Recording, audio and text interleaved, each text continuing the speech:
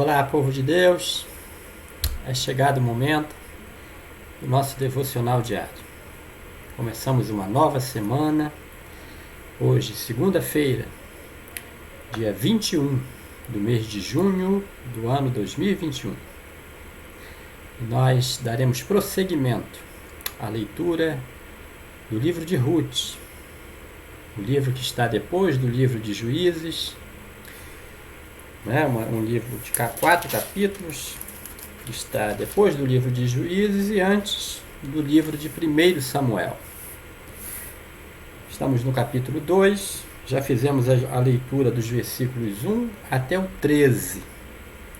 Então hoje vamos fazer a leitura do versículo 14 até o versículo 17. Nós vamos assim, caminhando em pequenas porções para que a gente possa absorver o máximo de informações, de conselhos, de ensinamentos, de aspectos culturais daquele tempo, de Israel, um tempo patriarcal, um tempo em que a maior atividade econômica de Israel era o campo, seja na plantação de cereais, fosse no pastoreio de ovelhas, de gados. Era um tempo em que o campo promovia a economia da época, era o forte da economia da época. E é justamente, estamos agora na leitura do livro de Ruth, justamente no momento de colheita da cevada, e os personagens estão atuando, nós estamos caminhando junto com eles, acompanhando as suas desventuras, as suas demonstrações de aspectos de caráter, de devoção, e assim nós estamos caminhando. Livro de Ruth, já estamos trabalhando agora com 3 personagens principais: Noemi, a viúva, a sua nora viúva Ruth, e a sua nora viúva Ruth agora trabalhando em um campo, como colheita, trabalhando ali no trabalho de colheita, que ela vai depois dos segadores, recolhendo aquilo que cai pelo caminho, e o dono do campo, que é parente de Noemi, parente de Elimeleque, do clã de Elimeleque. E agora começamos a ter os diálogos entre Boaz, que é esse terceiro personagem, dono do campo, um homem muito importante na cidade de Belém, um homem abastado, rico, e Ruth, que está ali no campo de Boaz para trabalhar, para buscar sustento para si e para sua sogra. Então vamos dar prosseguimento. Eles já falaram ontem, no dia de ontem nós já lemos do versículo 8 até o versículo 13, que Boaz se informa quem era Ruth, lá na cidade ele tomou conhecimento da sua história, de como que ela chegou em Belém. Ele então, sem saber que é aquela jovem que ele tomara conhecimento da sua história, lá na cidade, ele não sabia que ela estaria entre os trabalhadores no seu campo, por ocasião da colheita. E ele se surpreende perguntando ao chefe dos feitores: quem é esta jovem? E quando ele toma conhecimento de quem é, e sabendo da sua história, ele começa a tratá-la de forma benevolente, de forma amorosa, de forma respeitosa, e ela começa a entender que a mão de Deus, debaixo de cujas asas ela veio buscar refúgio, a mão de Deus começa a ser favorável a ela e a sua sogra. Vamos ler a porção de hoje, versículos 14 até o versículo 17, diz assim o texto, na Bíblia de Jerusalém: Na hora da refeição, Boaz disse a Ruth: vem cá, come deste pão e molha teu bocado no vinagre. Ela sentou-se junto aos segadores e Boaz também lhe fez uma polenta de grão torrado. Depois de ter comido à vontade, ainda sobrou.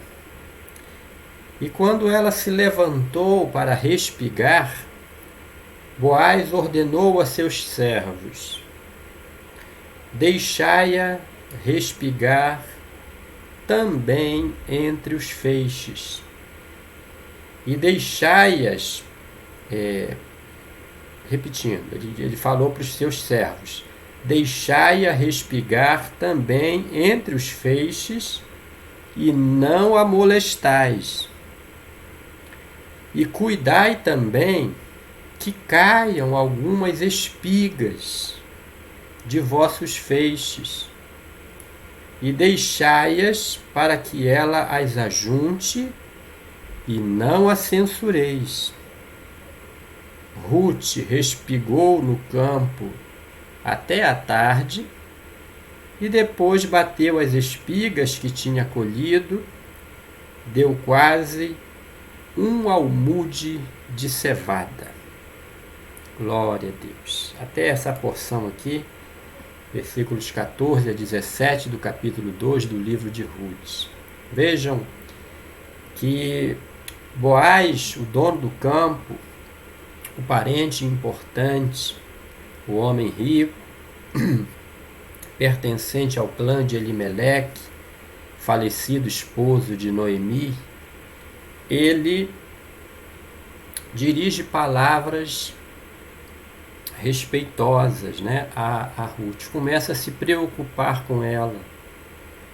Vejam que quando alguém busca abrigo debaixo das asas do Todo-Poderoso, ele começa, o Todo-Poderoso, a colocar pessoas no nosso caminho para nos abençoar.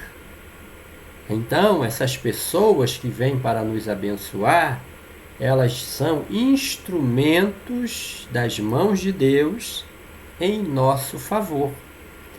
Vejam, né?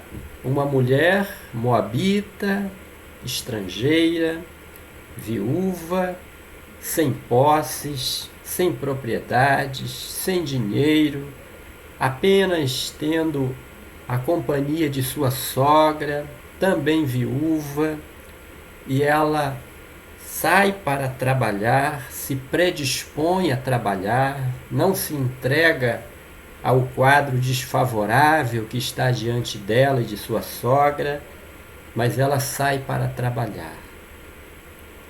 E ela disse na sua declaração, lá no capítulo 1, para sua sogra: o teu povo é o meu povo, o teu Deus é o meu Deus. Né? Ela abraçou Israel, ela abraçou o Deus de Israel. Deus disse para Abraão, lá no Gênesis: abençoarei os que te abençoarem. Né? Então, a Ruth, quando ela decidiu abençoar sua sogra Noemi, ela passou a ser abençoada por Deus. O Deus de Israel, o Deus de Noemi, o mesmo Deus que Noemi estava amargurada, né? Atribuindo ao seu Deus os infortúnios que ela sofreu lá na região de Moabe. Ruth, a despeito daquele quadro de amargura da sua sogra, ela pede à sua sogra para ir trabalhar. Sua sogra diz: vai, minha filha, que Deus te abençoe. E ela então entra num campo onde estão acontecendo colheitas de cevada, não é? De trigo. E esse campo já foi um campo onde ela foi dirigida por Deus para um campo de um parente de Noemi, do clã de Elimeleque. E vejam aqui a bondade de Boaz sabendo que aquela jovem era virtuosa, e sabendo ali pelo feitor, né, pelo chefe dos feitores que estava a seu serviço, Boaz soube que ela era trabalhadeira, ou trabalhadora, né? Ela não era preguiçosa. O chefe dos segadores disse ao seu senhor Boaz: ela está aqui desde manhã até agora e quase não descansou. Prazer no trabalho, entrega, compromisso, dedicação. Não é para que se sinta realizada ao final do dia por ter dado o seu melhor. Olha que ensinamento extraordinário esta jovem nos traz, e como resultado dessa conduta, olha o que o homem faz por ela. Na hora da refeição, ou seja, ali eles pararam para intervalo para a refeição, não é? Provavelmente o intervalo entre a parte da manhã e da tarde, ali provavelmente o almoço. Na hora da refeição, Boaz disse a Ruth, ele diz direto a ela. Ele diz para ela assim: vem cá, come deste pão. Provavelmente um dos melhores pães ali da fornada preparada para aquele almoço, né? Come deste pão e molha o teu bocado no vinagre. Era comida, né? Comida daquela época. A gente não vai entrar aqui no mérito dessas misturas, né? Pão com vinagre.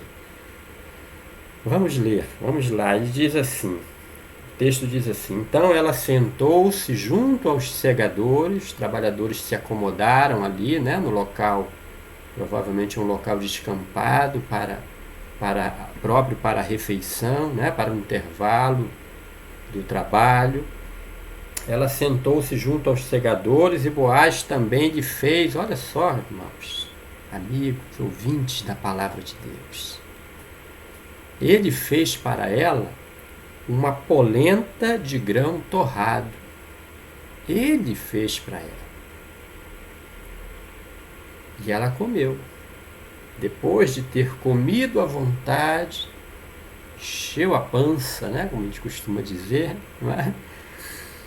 Ainda sobrou, porque a bênção do Senhor na vida daqueles que o temem, na vida daqueles que o amam, na vida daqueles que nele esperam, a bênção é sem medida. Glória a Deus, né?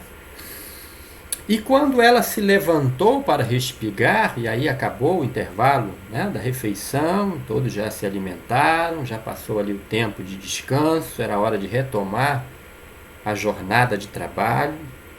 Ela vai respigar, e aí Boaz dá ordem a seus servos. Chama os servos, aqueles que estavam provavelmente supervisionando o trabalho. Ele diz para eles: e quando ela se levantou para respigar, Boaz ordenou a seus servos: deixai-a respigar também entre os feixes, e não a molesteis. Ou seja, os segadores iam recolhendo os feixes, faziam montões de feixes, e ele disse: olha, até entre os montões, se alguma espiga se desprender do bolo de montões, deixa ela colher ou recolher, não é? É isso que ele está dizendo para eles: deixai-a respigar também entre os feixes e não a molesteis, ou seja, não chamem a atenção dela por causa disso. Vejam o cuidado, a proteção, não é? Portas abertas, benevolência, bondade, debaixo das asas do Todo-Poderoso, nós temos a bênção do Senhor. Esta jovem estava experimentando isso, e o instrumento dessa bênção que chegava para ela era um parente da sua sogra, era o dono da propriedade, era o dono da colheita, era o dono daquele campo. Glórias a Deus. e não a molesteis. Mais uma vez ele determina que ele não quer que aquela jovem seja molestada, incomodada, que ninguém chame a atenção dela. Que coisa extraordinária nós estamos vendo aqui, começando a acontecer nessa pérola de grande valor que é este livro, o livro de Ruth. Ele prossegue, ele diz assim, versículo 16: e cuidai também que caiam algumas espigas de vossos feixes. Ele está dizendo para ele, olha, quando vocês pegarem aqueles montões de feixes, vocês caminham para levar para o local onde está sendo o depósito de todos aqueles montões de feixes, nessa caminhada aí deixem cair algumas espigas. Olha, irmãos, que coisa extraordinária. Ele está sendo usado por Deus. Ele diz, e cuidai também que caiam algumas espigas de vossos feixes e deixai-as para que ela as ajunte e não a censureis. Caiu, eles poderiam, como é do feixe, não é? Do montão de feixe, poderiam pegar aquela espiga e colocar de volta no feixe e se não, deixa ela cair, para que ela pegue. Ou seja, eu quero que a porção dela seja uma porção boa, aumentada. Oh, glória a Deus! Ele prossegue. Ele diz assim, e não a censureis. Versículo 17. Ruth respigou no campo até a tarde, até o final da jornada de trabalho daquele dia, e depois bateu as espigas que tinha colhido, deu quase um almude de cevada. Depois eu vou trazer para você essa informação de pesos e medidas, não é? Almude já é relacionada à medida, às medidas padrões daquele tempo. Não é? Daquele tempo de Ruth, de Boaz, do período patriarcal, né? Do campo, da atividade rural em Israel, nos tempos que antecedem ao reinado de Davi. Ele diz assim, o texto nos dá conta, deu quase um almude de cevada. Amanhã, quando eu iniciar a fala de amanhã, do devocional de amanhã, eu vou principiar a minha fala amanhã, trazendo essa informação referente à quantidade, o que equivale um almude. Está combinado? Mas o que eu quero destacar nesse nosso devocional de hoje é que nós estamos vendo que uma jovem que abriu mão do convívio com os seus pais, com a sua família, com a sua parentela, no seu país, de poder lá no seu país buscar um marido, um novo casamento, constituir uma nova família. A sua decisão de abrir mão disso para acompanhar a sua sogra viúva, que não lhe podia mais abençoar com filhos, já era idosa. Ela, não preocupada com isso, vem na companhia da sua sogra para um outro país. E mais que isso, declara que está aderindo a este novo país. O teu povo é o meu povo. E está aderindo ao Deus dessa nova nação, porque ela diz, o teu Deus é o meu Deus. Mas ali não era um Deus de uma nova nação, era o Deus de toda a terra, o Criador do universo, o Deus abençoador, o Deus cujas asas, quando essas asas cobrem aquele que os teme, esta asa abençoa, protege, esta asa abriga. E ela veio buscar abrigo debaixo das asas do Todo-Poderoso, e o Todo-Poderoso, usando um homem rico, parente, achegado, esse homem está dando a esta jovem o amor de Deus, o cuidado de Deus, a proteção de Deus, a provisão de Deus. E mais coisas Deus vai dar a esta jovem na instrumentalidade deste homem chamado Boaz, a quem Deus colocou na vida de Ruth e na vida de Noemi. Amém? Amanhã daremos continuidade no nosso devocional diário. Caminhe comigo na leitura deste livro. Estamos aprendendo, estamos sentindo o agir da mão de Deus em favor daqueles que buscam o seu abrigo. Amém? Com esta palavra, porção para hoje, eu te abençoo, em nome de Jesus. Amém.